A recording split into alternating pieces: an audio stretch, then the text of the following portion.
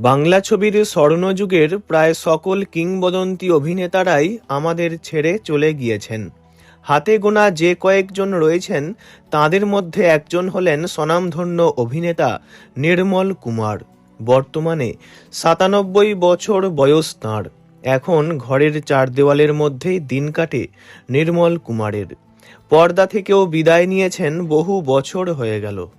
প্রথম ছবি ছিল ১৯৫৩ মুক্তি পাওয়া শেষের কবিতা, আর শেষবার নির্মলবাবু অভিনয় করেছেন ২০০৯ সালে মুক্তি পাওয়া যেখানে আশ্রয় ছবিতে। তারপর আর দীর্ঘ ১৬ বছর পর্দায় দেখা যায়নি তাঁকে। তখন থেকেই অবসর জীবন কাটাচ্ছেন।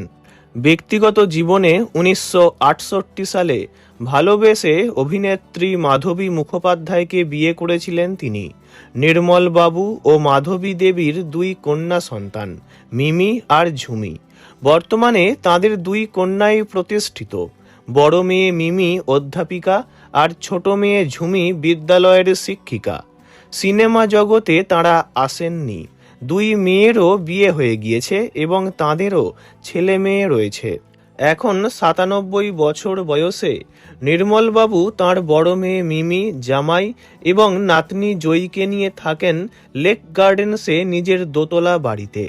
স্ত্রী মাধবী মুখার্জি বহু বছর হলো আলাদা থাকেন, তবে সুখে দুঃখে বিপদে আপদে মেয়ে নাতনির টানে মাধবী দেবী ছুটে যান স্বামীর বাড়িতেই। আলাদা থাকলেও যোগাযোগ রয়েছে তাঁদের। গত কয়েক বছরে নির্মলবাবুর জন্মদিনেও উপস্থিত থাকতে দেখা গিয়েছে মাধবী মুখার্জিকে। এবছরও ১৪ ডিসেম্বর নিজের ৯৭তম জন্মদিন সেলিব্রেট করেছেন নির্মল কুমার। তবে বয়সের ভারে নির্মলবাবুর শারীরিক অবস্থা এখন খুব একটা ভালো নয়। বহুদিন ধরেই নানান রকম বার্ধক্যজনিত অসুস্থতায় ভুগছেন।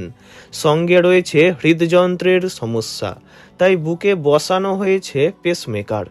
কয়েক মাস আগেই শ্বাসকষ্টজনিত সমস্যা নিয়ে অনেক দিনের জন্য হাসপাতালে ভর্তি হতে হয়েছিল তাঁকে। এছাড়া এবছরই জুন মাসে পায়ের সেলুলাইটিস সংক্রমণ ও রক্ত চলাচলের সমস্যা নিয়ে হাসপাতালে ছিলেন নির্মল বাবু। মাঝে মধ্যেই রুটিন চেকআপের জন্য যেতে হয় তাকে।